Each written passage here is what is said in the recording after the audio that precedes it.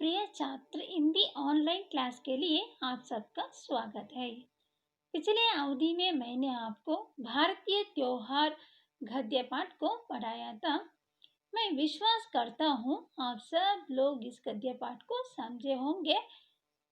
आज मैंने आपको पूरक वाचन पढ़ाने के लिए आपके सामने उपस्थित हूँ। आज का विषय है पढ़िए और लिखिए। बच्चों, मैं समझता हूँ आप सब लोगों को इसके बारे में जानकारी है। ರೀಡ್ ಆ್ಯಂಡ್ ರೈಟ್ ಮಕ್ಕಳ, ನಾನು ಅನ್ಕೊತೀನಿ ನಿಮಗೆಲ್ಲ ಇದ್ರ ಬಗ್ಗೆ ಮಾಹಿತಿ ಇದ್ದೇ ಇರುತ್ತೆ. ಸೆವೆಂತಲ್ಲೂ ಸಹ ನಿಮಗೆ ಪ್ಯಾಸೇಜ್ ರೀಡಿಂಗ್ ಮಾಡಿರ್ತೀರಲ್ಲ, ಪ್ಯಾಸೇಜನ್ನು ಓದೋದು, ಅರ್ಥೈಸ್ಕೊಂಡು ಅದಕ್ಕೆ ಸಂಬಂಧಪಟ್ಟಂತಹ ಕೆಲವೊಂದು ಪ್ರಶ್ನೆಗಳನ್ನು ಕೊಟ್ಟಿರ್ತಾರೆ. ಆ ಪ್ರಶ್ನೆಗಳಿಗೆ ಉತ್ತರಿಸೋದು ಯಾವ ರೀತಿ ಅಂತ ಇವತ್ತು ನಾನು ನಿಮಗೆ ಹೇಳ್ಕೊಡ್ತೀನಿ. परीक्षा की दृष्टि से 4 अंक का प्रश्न होता है. इस पर 4 अंक का प्रश्न होता है. ಪರೀಕ್ಷೆಯ ದೃಷ್ಟಿಯಿಂದ 4 ಅಂಕದ ಪ್ರಶ್ನೆಗಳು ಅಂದರೆ ಒಂದೊಂದು ಮಾರ್ಕಿನ 4 ಪ್ರಶ್ನೆಗಳು ಯಾವಾಗಲೂ ನಿಮಗೆ ಇದ್ದೇ ಇರುತ್ತೆ.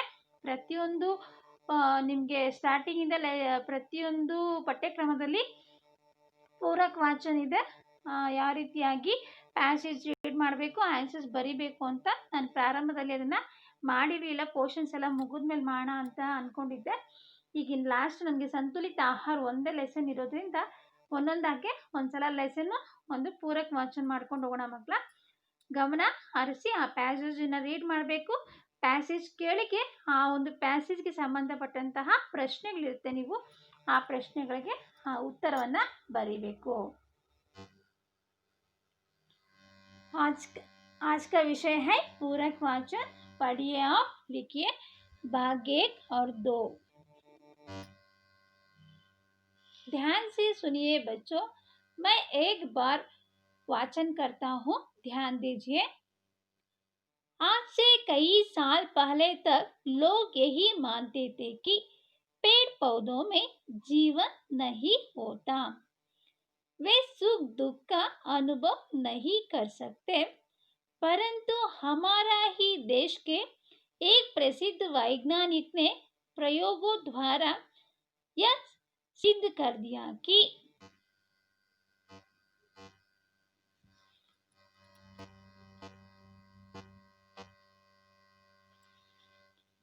पेड़ पौधों में जीवन होता है. उन पर भी हमारी तरह गर्मी, सर्दी और विष आदि का प्रभाव पड़ता है. वे भी अन्य प्राणियों की तरह खाते, पीते, सोते, जगते, हंसते, रोते, काम करते और आराम करते हैं. जगदीश चंद्र बसु ने सबसे पहले इस बात का पता लगाया था और यह भी सिद्ध कर दिया कि सभी जीव जंतुओं की तरह पेड़ पौधों में भी प्राण है, बिल्कुल हमारी तरह. वे भी रात को आराम करते हैं, हमारी तरह उन्हें भी प्यास लगती है. इसीलिए पेड़ पौधों को रोज पानी देना चाहिए. बच्चों, सुन लिया? इस पूरक वाचन से संबंधित 4 प्रश्न होता है. आप इसको समझकर क्या करना है, उन चारों प्रश्नों को उत्तर लिखना जरूरी है. ಮಕ್ಕಳೇ, ಈ ರೀತಿಯಾಗಿ ಪ್ಯಾಸೇಜ್ ಇರುತ್ತೆ. ಆ ಪ್ಯಾಸೇಜನ್ನು ನೀವು ಅರ್ಥೈಸ್ಕೊಂಡು ನೀವೇನು ಮಾಡಬೇಕು, ಓದ್ಕೊಂಡು ಆಮೇಲೆ ಕೆಳಗಿನ ಪ್ರಶ್ನೆಗಳಿಗೆ ಉತ್ತರಿಸಬೇಕು. ನಾನು ನಿಮ್ಗೊಂದ್ಸಲ ಈ ಎಲ್ಲ ಒಂದು ಪ್ಯಾರಾಗಳನ್ನು ಎಕ್ಸ್ಪ್ಲೇನ್ ಮಾಡ್ತೀನಿ, ಕೇಳಿಸ್ಕೊಳ್ಳಿ. आज से कई सालों पहले तक लोग यही मानते थे कि पेड़ पौधों में जीवन नहीं होता.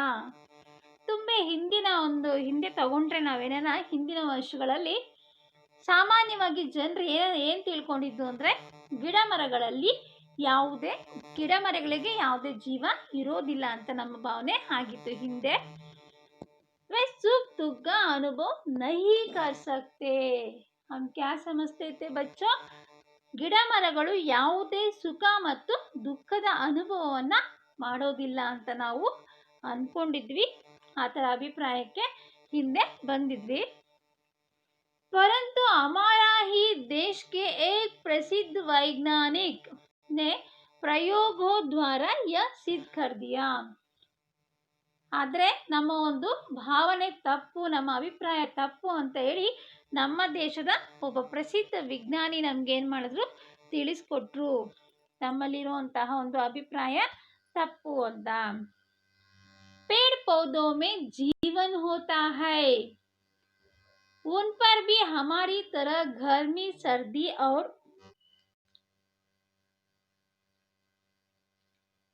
ये भी अन्य प्राणियों की तरह खाते पीते सोते हंसते रोते काम करते और आराम करते हैं.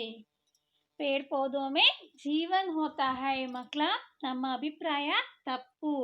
ಹಿಂದೆ ಜನ ಏನು ತಿಳ್ಕೊಂಡಿದ್ರು ಅಂದರೆ ಗಿಡ ಮರಗಳಿಗೆ ಜೀವ ಇಲ್ಲ ಅಂತ ನಾವು ತಪ್ಪು ಕಲ್ಪನೆಯಲ್ಲಿ ಇದ್ವಿ. ಉನ್ ಪರ್ ಬಿ ಹಮಾರಿ ತರ, ಅವುಗಳ ಮೇಲೆಯೂ ಗಿಡ ಮರಗಳ ಮೇಲೆಯೂ ಸಹ ಬಿಸಿಲು, ಚಳಿ ಅವ್ರ ವಿಷ ಆದಿ ಕಾ ಪ್ರಭಾವ ಪಡ್ತಾ ಹೈ. ನೀವು ನೋಡಿದ್ರಲ್ಲ ಗಿಡ ಮರಗಳು ಏನನ್ನ ಕಾಯಿಲೆ ಬಂದಿದೆ ಅದೆಲ್ಲ ಅಂದರೆ ಅವುಗಳ ಎಲೆಗಳಲ್ಲಿ ಬದಲಾವಣೆ ಆಗುತ್ತೆ, ಡಾಟ್ಸ್ ಎಲ್ಲ ಬರುತ್ತೆ, ಬ್ಲ್ಯಾಕ್ ಕಲರ್. ಅದಕ್ಕೆ ಔಷಧಿ ಹೊಡೆದಾಗ ಪರಿಣಾಮ ಬೀರುತ್ತಲ್ಲ, ಅದೆಲ್ಲ ವಾಸಿ ಆಗುತ್ತಲ್ಲ. ಯಾವ ರೀತಿಯಾಗಿ ನಾವು ಈಗ ನಮಗೆ ಫೀವರ್ ಬಂತು, ಹುಷಾರಿಲ್ಲ ಅಂದಾಗ ನಾವೇನು ಮಾಡ್ತೀವಿ, ಟ್ಯಾಬ್ಲೆಟ್ ಹಾಕ್ಕೊತೀವಿ. ಅದೇ ರೀತಿಯಲ್ಲಿ ಗಿಡ ಮರಗಳಿಗೆ ಯಾವುದೇ ಒಂದು ರೋಗ ಬಂದಾಗ ಔಷಧಿಗಳನ್ನು ಸಿಂಪಡಣೆ ಮಾಡಿದಾಗ ಏನಾಗುತ್ತೆ, ಅವುಗಳಲ್ಲೂ ಬದಲಾವಣೆಯನ್ನು ನಾವು ನೋಡ್ತೀವಲ್ಲ. ಹಾಗಾದರೆ ಗಿಡ ಮರಗಳಿಗೆ ಪ್ರಾಣ ಇದೆ ತಾನೆ. वे भी अन्य प्राणियों की तरह खाते पीते सोते जगाते हंसते रोते काम करते आराम करते हैं. ಅವು ಸಹ ಎಲ್ಲ ಪ್ರಾಣಿಗಳ ತರಹ ತಿನ್ನುತ್ತೆ, ಕುಡಿಯುತ್ತೆ. ಅವುಗಳಿಗೂ ನೀರು ಬೇಕು, ಆಹಾರ ಬೇಕು. ನಿಮಗೆ ಗೊತ್ತು, ಎಲೆಗಳಲ್ಲಿ ಪತ್ರ ಹರಿತು ಇದ್ದು ತಮ್ಮ ಆಹಾರವನ್ನು ಸ್ವತಃ ಅವೇ ತಯಾರಿಸ್ಕೊಳುತ್ತೆ. ಗಿಡ ಮರಗಳಿಗೆ ನೀರಿನ ಅವಶ್ಯಕತೆ ಇದೆ, ನೀರು ಸಹ ಅದು ಕುಡಿಯುತ್ತೆ. ಅಷ್ಟೇ ಅಲ್ಲ, ಅದು ನಿದ್ರೆಯೂ ಸಹ ಮಾಡುತ್ತೆ, ತಿರ್ಗಾ ಎದ್ದೇಳುತ್ತೆ. ಎಷ್ಟು ಚೆನ್ನಾಗಿ ಸ್ಪಂದನೆಯನ್ನು ಕೊಡುತ್ತೆ, ಅಳುತ್ತೆ, ನಗುತ್ತೆ. ಅಂದರೆ ಪ್ರತಿಯೊಂದು ಕೆಲಸವನ್ನು ಮಾಡುತ್ತೆ. ಯಾವ ರೀತಿಯಾಗಿ ಮನುಷ್ಯ ತನ್ನ ಜೀವನ ಶೈಲಿಯನ್ನು ಮಾಡ್ತಾನೋ ಅದೇ ರೀತಿಯಾಗಿ ಗಿಡ ಮರಗಳು ಸಹ ಭಾವನಾತ್ಮಕವಾಗಿ ಮತ್ತು ಭೌತಿಕವಾಗಿ ಏನು ಮಾಡುತ್ತೆ, ತಮ್ಮ ತಮ್ಮ ಕೆಲಸಗಳನ್ನು ಸ್ವತಃ ಅವು ಮಾಡಿಕೊಳ್ಳುತ್ತೆ. ಅವರು ಆರಾಮ್ ಕರ್ತೆ ಹೈ. ಅಷ್ಟೇ ಅಲ್ಲ, ಅವು ವಿಶ್ರಾಂತಿಯನ್ನು ಸಹ ಪಡ್ಕೊಳ್ಳುತ್ತೆ ಅಂತ ಹೇಳ್ಬಿಟ್ಟು ನಮ್ಮ ದೇಶದ ವಿಜ್ಞಾನಿನೇ ಇವುಗಳ ಬಗ್ಗೆ ಸಂಶೋಧನೆಯನ್ನು ಮಾಡಿ ಎಲ್ಲರಿಗೂ ತಿಳಿಸ್ಕೊಟ್ರು. जगदीश चंद्र बसु ने सबसे पहले इस बात का पता लगाया था.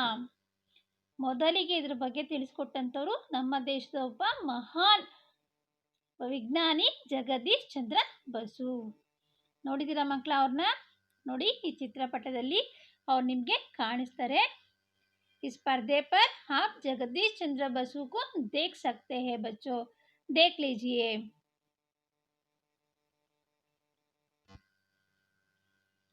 और यही भी सिद्ध कर दिया कि सभी जीव जंतुओं की तरह पेड़ पौधे में भी प्राण है.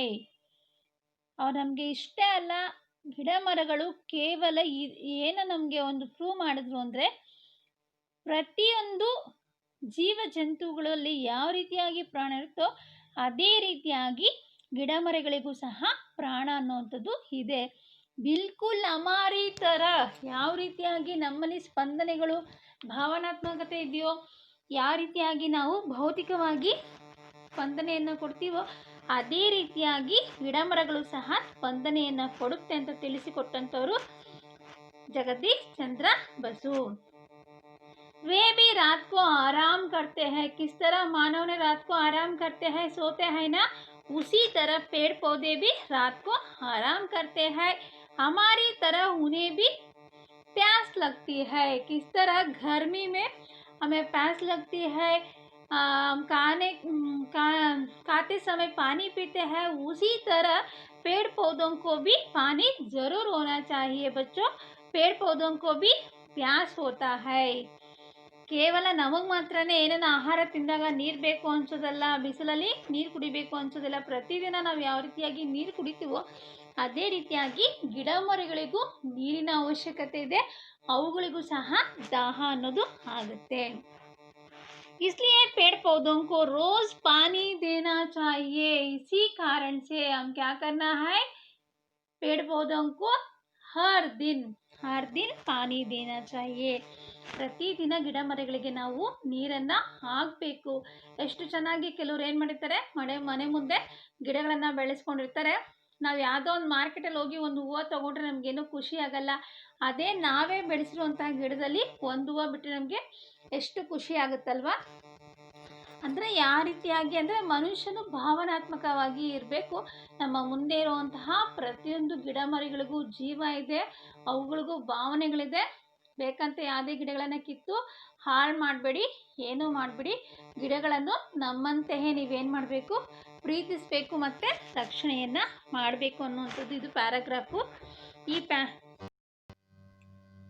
इस भाग से संबंधित कुछ प्रश्न आपके लिए इस तरह है. पहला प्रश्न है बच्चों, इस गद्यांश के लिए ಉಚಿತ ಶೀರ್ಷಕ್ ದೀಜಿಯೇ. ಮಕ್ಕಳೇ, ಇದುವರೆಗೂ ಈ ಒಂದು ಇದನ್ನ ಕೇಳಿಸ್ಕೊಂಡ್ರಲ್ಲ ನೀವು, ಪ್ಯಾಸೇಜನ್ನ. ಆ ಪ್ಯಾಸೇಜನ್ನ ನಿಮಗೆ ಓದಿದಾಗ ಏನು ಅನ್ನಿಸ್ತು, ಇದಕ್ಕೆ ಯಾವ ಒಂದು ಟೈಟಲ್ ಕೊಡ್ಬೋದು ನಾವು ಅಂತ ಅನ್ನಿಸ್ತು, ಅದನ್ನ ಬರೀಬೇಕು. ಶೀರ್ಷಕ್ ಅಂದ್ರೆ ಟೈಟಲ್. ಪೇಡ್ ಪೌಧೋ ಮೇ ಜೀವನ್ ಅಂತ ಬೇಕಾದ್ರೆ ಕೊಡ್ಬೋದು, ಅಥವಾ ಜೀವನ್ ಅಂತಾನೆ ಕೊಡ್ಬೋದು. ಈ ರೀತಿಯಾಗಿ ಕರೆಕ್ಟ್ ಆಗಿರುವಂಥದ್ದು ಇದಕ್ಕೆ ಸಂಬಂಧಪಟ್ಟಂತ ಒಂದು ಟೈಟಲ್ ಅನ್ನು ನೀವು ಕೊಡಬೇಕಾಗುತ್ತೆ. ನೀವು पेड़ पौधों में जीवन अंताने बरीरी. दूसरा प्रश्न है बच्चों, किस वैज्ञानिक ने बताया कि पेड़ पौधों में जीवन है. ಯಾರ ಮಕ್ಕಳ ನಮಗೆ ತಿಳಿಸ್ಕೊಟ್ಟಿದ್ದು ಗಿಡ ಮರಗಳಲ್ಲಿ ಜೀವ ಇದೆ ಅಂತ ಹೇಳ್ಬಿಟ್ಟು? हमारा ही देश के एक प्रसिद्ध वैज्ञानिक जगदीश चंद्र बसु ने पेड़ पौधों में जीवन है इसे बताया है. किसने? जगदीश चंद्र बसु वैज्ञानिक ने बताया कि पेड़ पौधों में जीवन है. तीसरा प्रश्न है बच्चों, आज से कई साल पूर्व तक लोग क्या मानते थे. ಹಿಂದೆ ಜನ ಏನ್ ತಿಳ್ಕೊಂಡಿದ್ರು? आज से कई साल पहले तक लोग यही मानते थे कि पेड़ पौधों में जीवन नहीं होता है. चौथा प्रश्न है बच्चों, पेड़ पौधे अन्य प्राणियों की तरह क्या क्या करते हैं. ಬೇರೆ ಪ್ರಾಣಿಗಳ ತರಹ ಗಿಡ ಮರಗಳು ಏನೇನ್ ಮಾಡುತ್ತೆ ಮಕ್ಕಳ? पेड़ पौधे अन्य प्राणियों की तरह खाते पीते सोते जगाते हंसते रोते काम करते हैं और आराम करते हैं. बच्चों समझ लिया? इस भाग से संबंधित 4 प्रश्न है. इन 4 प्रश्नों को उत्तर आप जरूर लिखना है. और एक कविता है बच्चों पूरक वाचन के लिए, और एक कविता मैं एक बार पढ़ता हूँ, आप ध्यान से सुनिए. उसके बाद हम उन प्रश्नों से संबंधित उत्तरों को देख सकते हैं. फूलों से हम हंसना सीखे और कलियों से मुस्काना, पत्तों से मस्ती में झूमे, ढाली से झुक झुक जाना. फूल देख रहे हैं बच्चों, देखिए कितने सुंदर है ना फूल. सीखे सीख मस्त नदियों से जीवन में बहते जाना, बोले सीखे हम कोयल से मधुर गीत हरदम गाना.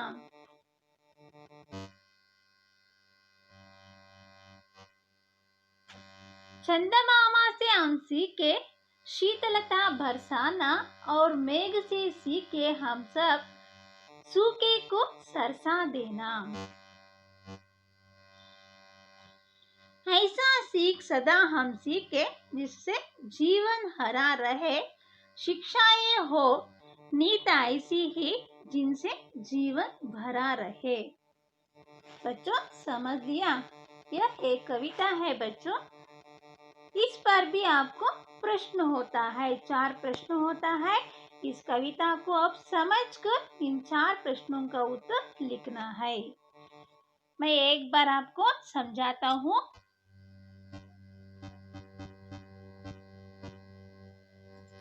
पहला पंक्ति है बच्चों, देख लीजिए, ध्यान दीजिए।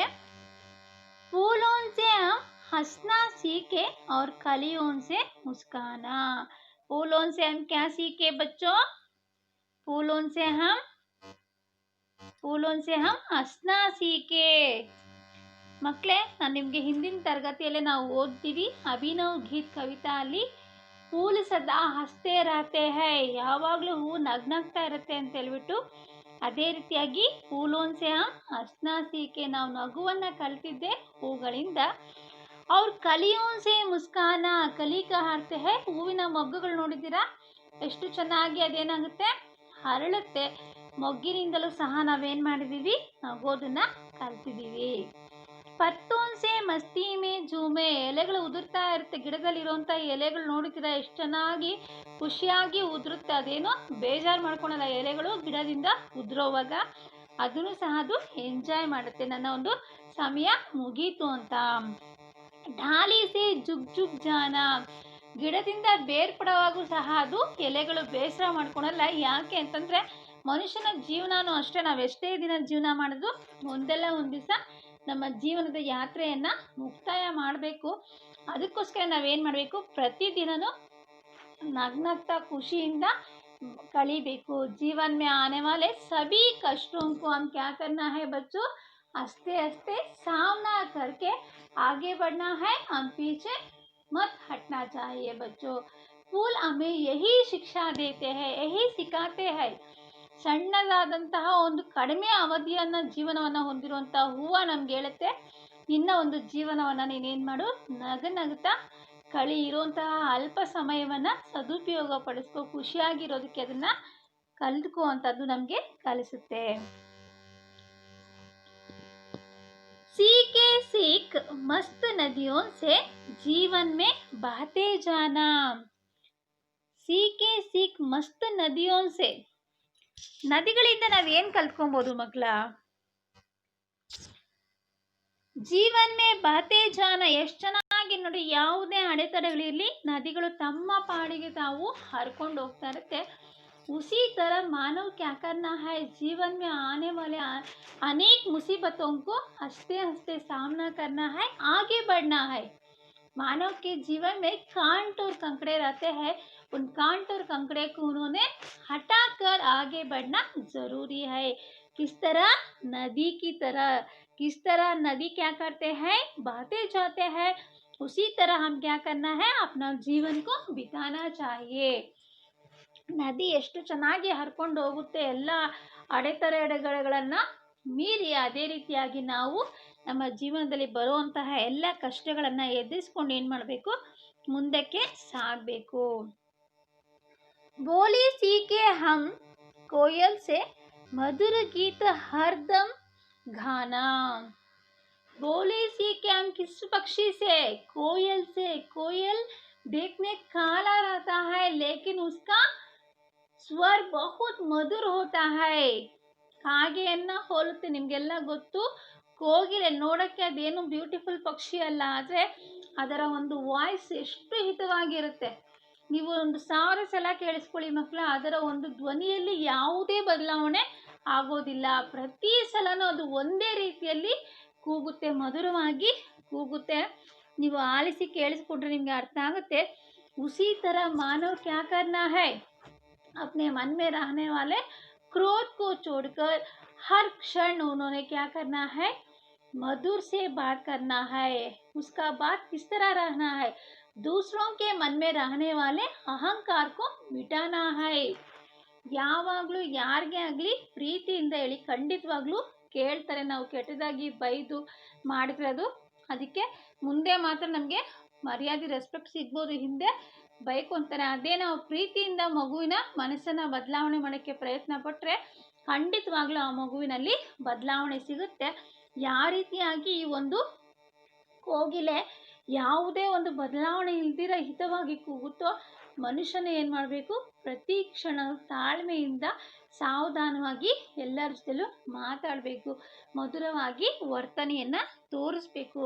ಬೇರೆಯವರಲ್ಲಿ ಇರುವಂತಹ ಅಹಂಕಾರ ದೂರ ಆಗೋ ರೀತಿಯಲ್ಲಿ ನಾವೇನು ಮಾಡಬೇಕು, ಕಮ್ಯುನಿಕೇಷನನ್ನು ಮಾಡಬೇಕು, ಮಾತಾಡಬೇಕು ಅನ್ನುವಂಥದ್ದೇ ಈ ಒಂದು ಪಂಕ್ತಿಯ ಸಾರಾಂಶ. चंदमामा से हम सीखे शीतलता बरसाना और मेघों से सीखे हम सब सूखे को सरसा देना. चंदमामा से हम सीखे ಶೀತಲತಾ ಬರ್ಸಾನ. ರಾತ್ರಿ ಯಾವಾಗಲಾದರೂ ನೀವು ಆಚೆಗಡೆ ಮಲ್ಕೊಂಡು ಆಕಾಶವನ್ನು ವೀಕ್ಷಣೆ ಮಾಡಿದ್ರೆ ಆದರೆ, ಚಂದ್ರನ ನೋಡಿದ್ದೆ ಆದರೆ ಎಷ್ಟು ಪ್ರಶಾಂತವಾಗಿ ಕಾಣಿಸ್ತದೆ. ತುಂಬ ಪ್ರಶಾಂತತೆ ನಮಗೆ ಆ ಒಂದು ಇದರಲ್ಲಿ ಮೋಡಗಳಲ್ಲಿ ಕಾಣಿಸುತ್ತೆ, ಆ ಒಂದು ಆಕಾಶದಲ್ಲಿ ನಮಗೆ ಕಾಣಿಸುತ್ತೆ. ಯಾವ ರೀತಿಯಾಗಿ ಚಂದಮಾಮ ಆ ಚಂದ್ರ ಒಂದು ತಾಳ್ಮೆ ಸಹನೆಯಿಂದ ಎಷ್ಟು ಬ್ಯೂಟಿಫುಲ್ಲಾಗಿ ಕಾಣಿಸ್ತಾನೆ, ನಾವು ಸಹ ಏನು ಮಾಡಬೇಕು, ಅಷ್ಟೇ ತಾಳ್ಮೆ ಸಹನೆಯಿಂದ ಇರಬೇಕು. ಅದನ್ನು ಚಂದ್ರನನ್ನು ನೋಡಿ ನಾವು ಆ ಒಂದು ಶೀತಲತೆಯನ್ನು, ಆ ಒಂದು ಒಳ್ಳೆಯ ರೀತಿ ನೀತಿಯನ್ನು ಕಲಿಬೇಕು. और मेघों से सीखे हम सब सूखे को सरसा देना. ಗಿಡ ಮರಗಳು ಒಣಗಿರೋದನ್ನ ನೋಡಿ ಮೋಡಗಳು ಕರಗಿ ಮಳೆಯಾಗಿ ಅವುಗಳ ಒಂದು ದಾಹವನ್ನು ತೀರಿಸುತ್ತೆ. ಅವುಗಳ ಬರಡು ಭೂಮಿಯನ್ನು ಏನಾಗುತ್ತೆ, ತಂಪು ಭೂಮಿಯಾಗಿ ಮಾಡುತ್ತೆ. उसी तरह मानव क्या करना है, दूसरों के दुख में हम क्या करना है, उसकी सहायता करना है. जो असहाय लोग रहता है उसकी सहायता करना है. उसके सुख में हमारा सुख को हम देखना चाहिए. प्रकृति में रहने वाली हर चीज हमें यही बताना चाहता है कि हम क्या करना है, अपना जीवन को दूसरों के लिए समर्पित करना जरूरी है. ಮಕ್ಕಳೇ, ಬರೀ ನಮಗೋಸ್ಕರ ನಾವು ಬದುಕೋದು ದೊಡ್ಡ ವಿಚಾರ ಅಲ್ಲ. ಪ್ರಕೃತಿಯ ಯಾವುದೇ ಒಂದು ಅಂಶಗಳನ್ನು ತಗೊಳ್ಳಿ, ಇತರರಿಗೋಸ್ಕರ, ಇತರರ ಸಂತೋಷಕ್ಕೋಸ್ಕರನೇ ಇರುತ್ತೆ. ಅದೇ ರೀತಿಯಾಗಿ ನಾವು ಏನು ಮಾಡಬೇಕು, ನಮ್ಮ ಜೀವನವನ್ನು ಕಳಿಬೇಕು. ಮೋಡಗಳೇನು ಮಾಡುತ್ತೆ, ಬರಡು ಭೂಮಿಯನ್ನು ನೋಡಿ ಇದಕ್ಕೆ ತಂಪನ್ನು ತರಬೇಕು, ಬರಡು ಭೂಮಿಯನ್ನು ತಂಪು ಮಾಡಬೇಕು ಅಂತ ಹೇಳ್ಬಿಟ್ಟು ಏನು ಮಾಡುತ್ತೆ, ಮಳೆಯನ್ನು ಸುರಿಸಿ ಮಳೆಯಿಂದ ನೆಲವನ್ನು ತಣಿಸುತ್ತೆ. ಅದೇ ಥರ ನಾವು ಏನು ಮಾಡಬೇಕು, ಯಾರು ಅಸಹಾಯಕರಿರ್ತಾರೆ, ಯಾರಿಗೆ ಕಷ್ಟ ಇರುತ್ತೆ ಅಂಥವ್ರಿಗೆ ಸಹಾಯ ಮಾಡಿ ಅವರ ಸಂತೋಷದಲ್ಲಿ ನಮ್ಮ ಸಂತೋಷವನ್ನು ಕಾಣಬೇಕು. ನೋಡಿ ಎಷ್ಟು ಬ್ಯೂಟಿಫುಲ್ ಆಗಿದೆಯಲ್ಲ, ಒಂದ್ಸಲ ನೋಡ್ಕೊಳ್ಳಿ. ಚಂದಮಾಮ ಎಷ್ಟು ಚೆನ್ನಾಗಿ ಕಾಣಿಸ್ತಾ ಇದೆಯಲ್ಲ, ಯಾರಿಗೂ ಅದು ನೋಡ್ತಾನೆ ಎಂಥವ್ರಿಗೂ ಇರೋವಂಥ ಕೋಪ ಎಲ್ಲ ಹೊಟ್ಟೋಗುತ್ತೆ, ಎಷ್ಟು ಪ್ರಶಾಂತವಾಗಿ ಕಾಣಿಸ್ತಾ ಇದೆ ಅಲ್ವಾ. ऐसी सीख सदा हम सीखे जिससे जीवन हरा रहे. शिक्षा ये हो नीत ऐसी ही जिनसे जीवन भरा रहे. ऐसी ही सीख सदा हम सीखे. ನೋಡಿ ಮಕ್ಕಳ, ಬರೀ ಪುಸ್ತಕದಲ್ಲಿ ಏನಿದೆ ಅಷ್ಟು ಮಾತ್ರ ಓದಿ ಕಲ್ತ್ಕೊಂಡು ಪ್ರಾಕ್ಟೀಸ್ ಮಾಡಿ ಬರೆದು ಪರೀಕ್ಷೆಯಲ್ಲಿ 100ಕ್ಕೆ 100 ಅಂಕ ಪಡೆಯೋದು ನಿಜವಾಗ್ಲೂ ಅದು ಎಜುಕೇಷನ್ನೇ ಅಲ್ಲ. ನಮ್ಮ ಒಂದು ಎಜುಕೇಷನ್ ಯಾವ ಥರ ಇರಬೇಕು ಅಂತಂದರೆ, ಅದು ನಮ್ಮ ಜೀವನಕ್ಕೆ ಅನ್ವಯ ಆಗಬೇಕು, ಅಪ್ಲೈ ಆಗಬೇಕು. ಇಡೀ ನಮ್ಮ ಜೀವನದ ಕೊನೆಯ ಹಂತದವರೆಗೂ ನಮ್ಮ ಶಿಕ್ಷಣ ಇರಬೇಕು. ಶಿಕ್ಷಣದಿಂದ ಸಂಸ್ಕಾರ ಬರಬೇಕು, ಎಲ್ಲಿ ಯಾವ ರೀತಿಯಾಗಿ ನಡ್ಕೊಬೇಕು, ಸಂಯಮ, ವಿನಯತೆ, ತಾಳ್ಮೆ, ಸಹನೆ, ಈ ರೀತಿಯ ಗುಣಗಳನ್ನು ಕಲಿಸೋ ರೀತಿಯಲ್ಲಿ ಶಿಕ್ಷಣ ಇರಬೇಕು. जिससे जीवन हरा रहे, हमारा सीख से हमारा जीवन सदा हरा रहना चाहिए. ನಾವು ಕಲಿತಂತಹ ಕಲಿಕೆ ಏನು ಮಾಡಬೇಕು, ನಮ್ಮ ಜೀವನವನ್ನು ಹಸಿರಾಗಿಸ್ಬೇಕು. ಎಲ್ಲೇ ಹೋದ್ರೂ ನೀವು ಸಂತೋಷವಾಗಿ ಬಾಳುವಂತಹ ನಡವಳಿಕೆಯನ್ನು ನಿಮ್ಮಲ್ಲಿ ಬೆಳೆಸಬೇಕು. ಅವ್ನು ಕ್ಲಾಸ್ ರೂಮಲ್ಲಿ ಇದ್ದ, ಕ್ಲಾಸ್ಗೆ ಫಸ್ಟ್ ಬರ್ತಾ ಇದ್ದ, ಔಟ್ ಆಫ್ ಔಟ್ ತಗೊತಾ ಇದ್ಲು ಅಂತಲೇ ಇಟ್ಕೊಳ್ಳಿ. ಒಂದು ಹೆಣ್ಮಗು ತಂದೆ ತಾಯಿ ಹತ್ರ 20-25 ವರ್ಷ ಬೆಳೆದ್ಮೇಲೆ ಬೇರೆಯವ್ರ ಮನೆಗೆ ಮದುವೆ ಮಾಡಿ ಕೊಡ್ತಾರೆ. ಇದು ಸಹಜವಾಗಿ ನಡೆಯುವಂತಹ ಕ್ರಿಯೆ. ಅಲ್ಲಿ ಆ ಮಗು ಏನು ಮಾಡಬೇಕು, ಅಲ್ಲಿನ ಒಂದು ಮೌಲ್ಯಗಳಿಗೆ ಹೊಂದ್ಕೊಂಡು ಜೀವನವನ್ನು ಮಾಡಬೇಕು. ಆ ರೀತಿ ಎಜುಕೇಷನ್ ಇರಬೇಕು, ಸಂಸ್ಕಾರ ಮಗುವಲ್ಲಿ ಇರಬೇಕು. ಎಜುಕೇಷನ್ ಅಂತಂದ್ರೇ ಬುಕ್ಕಲ್ಲಿ ಏನಿದೆ ಅದನ್ನು ಪ್ರಾಕ್ಟೀಸ್ ಮಾಡೋದು, ಅರ್ಥ ಮಾಡ್ಕೊಂಡು ಬರೆಯೋದು ಮಾತ್ರ ಅಲ್ಲ, ಎಲ್ಲಿ ಯಾವಾಗ ಹೇಗಿರಬೇಕು ಅನ್ನುವಂತಹ ಸಂಸ್ಕಾರವನ್ನು ಕಲಿಸುವಂಥದ್ದೇ ಶಿಕ್ಷಣ. ನಮ್ಮ ಎಜುಕೇಷನು ನಮ್ಮ ಜೀವನದ ಹಂತದವರೆಗೂ ಏನು ಮಾಡಬೇಕು, ನಮಗೆ ಸಹಾಯವನ್ನು ಮಾಡಬೇಕು. ನಮ್ಮ ಜೀವನವನ್ನು ರೂಪಿಸೋ ರೀತಿಯಲ್ಲಿ ನಮ್ಮ ಒಂದು ಎಜುಕೇಷನ್ನು ಇರಬೇಕು. ಶಿಕ್ಷಾಯೇ ಶಿಕ್ಷಾಯೇ ಏಕವಚನ ಬಹುವಚನ. ಶಿಕ್ಷಾಯೇ ಹೋ ನೀತ ಐಸಿ ಹಿ जिससे जीवन बना रहे. ಈ ರೀತಿಯ ಶಿಕ್ಷಣದಿಂದ ನಮ್ಮ ಜೀವನ ತುಂಬಿರಬೇಕು. ಈ ರೀತಿಯ ಶಿಕ್ಷಣವನ್ನ ನಿಮ್ದಾಗಿಸ್ಕೊಳ್ಳಿ. ಆವಾಗ ನಿಮ್ಮ ಜೀವನ ಖಂಡಿತವಾಗ್ಲೂ ಹಸಿರಾಗಿರುತ್ತೆ. ಕೇವಲ ಅಂಕಗಳ ದೃಷ್ಟಿಯಿಂದ ಮಾತ್ರ ಓದ್ಬಿಡಿ. ನಿಮ್ಮ ಜೀವನವನ್ನ, ನಿಮ್ಮ ನಡತೆಯನ್ನ ಕರೆಕ್ಟಾಗಿ ಇಟ್ಕೊಳಕ್ಕೆ, ಸಮಯ ಸಂದರ್ಭಕ್ಕೆ ಅನುಗುಣವಾಗಿ ವರ್ತಿಸೋದಕ್ಕೆ, ಅದಕ್ಕಿಂತ ಹೆಚ್ಚಾಗಿ ಸಜ್ಜನರಾಗುವಂತಹ ಶಿಕ್ಷಣವನ್ನ ಪಡ್ಕೊಳ್ಳಿ. ಆ ರೀತಿಯ ಮೌಲ್ಯಗಳನ್ನು, ಹ್ಯೂಮನ್ ವ್ಯಾಲ್ಯೂಸನ್ನು ನೀವು ಮಾನವೀಯ ಮೌಲ್ಯಗಳನ್ನು ಬೆಳೆಸ್ಕೊಂಡ್ರೆ ಅದೇ ಒಂದು ದೊಡ್ಡ ಎಜುಕೇಶನ್ ಅಂತ ನಾವಿಲ್ಲಿ ಹೇಳ್ಬೋದು. इस कविता से संबंधित कुछ प्रश्न इस तरह है, ध्यान दीजिए बच्चों. फूल और कली से हमने क्या सीखा है? पहला प्रश्न है, फूल और कली से हमने क्या सीखा है? फूल से हम हंसना सीखे और कली से मुस्काना सीखा है. दूसरा प्रश्न है बच्चों, नदी और कोयल से क्या सीख सकते हैं? नदी से सीख मस्त नदियों से जीवन में बहते जाना. नदी से हम बहने जाने को सीखते हैं. और कोयल से क्या सीखते हैं? कोयल से मधुर गीत हरदम ಗಾನ. ಯಾವಾಗಲೂ ಮಧುರವಾಗಿ ಮಾತಾಡೋದನ್ನ ನಾವು ಕೋಗಿಲೆಯಿಂದ ಕಲಿತೀವಿ. तीसरा प्रश्न है, चंदमामा तथा मेघ से मेघ हमें क्या सिखाते हैं? चंदमामा से हम शीतलता बरसाना सीखते हैं. और मेघ से हम क्या करते हैं? मेघ से हम यह सीखते हैं कि सूखे को सरसा देना सीखते हैं. हमें किस प्रकार की सीख की आवश्यकता है? ऐसी सीख सदा हम सीखें जिससे जीवन हरा रहे. शिक्षा ये होनी ऐसी ही जिनसे जीवन बना रहे. ನಮ್ಗೆ ಯಾವ ರೀತಿಯಾಗಿ ಒಂದು ಅವಶ್ಯಕತೆ ಇದೆ, ಎಜುಕೇಶನ್ ಅವಶ್ಯಕತೆ ಅಂದರೆ ನಮ್ಮ ಜೀವನ ಹಸಿರಾಗಿರುವಂತಹ ಅಂಶಗಳಿಂದ ನಮ್ಮ ಜೀವನ ತುಂಬಿರಬೇಕು. बच्चों, मैं समझता हूँ आप सब लोग ने इन प्रश्नों का उत्तर समझ लिया. इन सभी प्रश्नों का उत्तर आप ज़रूर लिखना है. पढ़िए, सुनिए एक बार ध्यान से. आपका टेक्स्ट बुक लेकर पढ़कर इन सभी प्रश्नों का उत्तर लिखना जरूरी है. सभी छात्र इन प्रश्नों का उत्तर लिखना है. मैं समझता हूँ आप सब लोग ने पूरक वाचन 1 और पूरक वाचन 2 को समझे होंगे.